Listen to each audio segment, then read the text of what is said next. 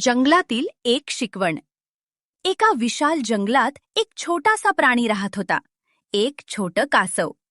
सगळे त्याची थट्टा करत, कारण तो हळू चालायचा. पण त्याच्याकडे एक गोष्ट होती, धीर आणि हार न मानण्याची ताकद. एके दिवशी जंगलात एक मोठी शर्यत लावली गेली.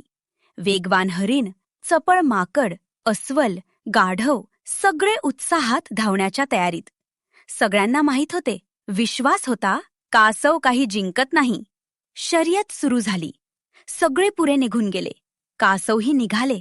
त्याच्या वेगानं ते चालत राहिले, न थकता, न हार मानता. एक पाऊल, मग दुसरे पाऊल, हळू पण सातत्यानं. आणि पुढे जे झाले ते सगळ्यांसाठी धक्का होता. वेगवान प्राणी दमून थांबले, पण ते छोटंसं कासव, ते अख्ख्या जंगलासमोर सातत्याची ताकद दाखवत पुढे निघाले. आणि हो, तो जिंकला. वेगामुळे नाही, तर सातत्य, धीर आणि स्वतःवरच्या विश्वासामुळे. तुम्ही किती हळू चालता याला काही अर्थ नाही. महत्वाचं आहे की तुम्ही थांबत नाही.